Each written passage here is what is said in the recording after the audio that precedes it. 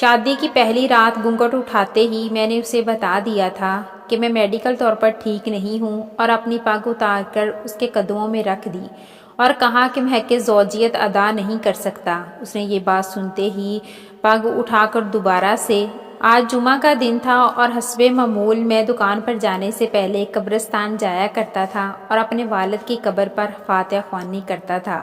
اس دن بھی قبرستان چلا گیا اور وہاں جا کر فاتحہ خوانی کی تو میرے والد کی قبر کے پاس ہی ایک قبر بنی ہوئی تھی جس سے ٹھنڈی اور مہکی مہکی خوشبو آ رہی تھی۔ مجھے بہت زیادہ حیرت ہوئی کہ یہ قبر کس کی نئی بنی ہے اور یہ خوشبو کس طرح کی ہے۔ میں نہ چاہتے ہوئے بھی اس قبر پر چلا گیا اور وہاں جا کر بھی فاتحہ خوانی کی اور پھر گورگن سے پوچھا کہ یہ قبر کس کی ہے اور یہاں سے اتنی ٹھنڈی ٹھنڈی اور مہکی خوشبو آ رہی ہے۔ گورگن نے کہا کہ پتہ نہیں، کسی عورت کی قبر ہے۔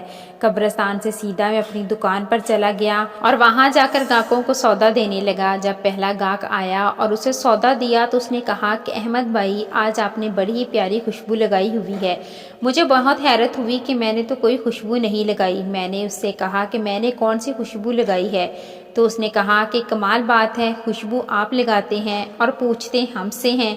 تو اس کے جانے کے بعد میں نے بھی اپنے ہاتھ کی مہک کو دیکھا تو اس میں سے بھی وہی خوشبو آ رہی تھی۔ میں دکان سے جب گھر چلا گیا اور جا کے ہاتھ وغیرہ بھی دھوئے تو اس کے باوجود میرے ہاتھوں سے وہی خوشبو آ رہی تھی۔ اگلے دن ہفتہ تھا، میں معمول نہ ہونے کے باوجود بھی دوبارہ سے قبرستان چلا گیا۔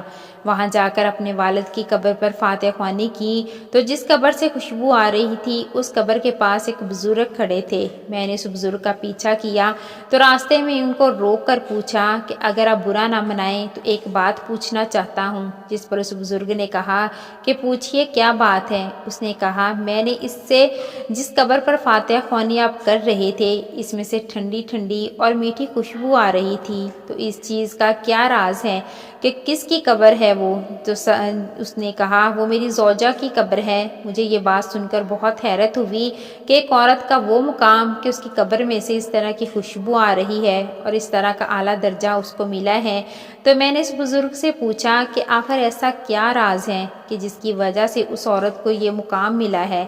تو اس نے کہا کہ اس کو یہ مقام کیوں نہ ملے؟ جب ہماری شادی ہوئی تھی تو میرے بہن بھائیوں نے بہت زیادہ اصرار کیا، جبکہ میں شادی پر راضی نہیں تھا، لیکن اپنی ماں اور بہنوں کی خوشی دیکھتے ہوئے میں نے شادی کے لیے ہاں کر دی۔ اور شادی کی پہلی رات ہی میں نے اپنی بیوی کو بتا دیا کہ میں حق زوجیت ادا نہیں کر سکتا اور پگ اتار کر اس کے قدموں میں رکھ دی۔ تو اس نے پگ اٹھا کر دوبارہ سے میرے سر پر رکھی اور کہا کہ آپ میرے سرتاج ہیں، اسی لیے اب میرا نصیب آپ کے ساتھ جڑا ہوا ہے۔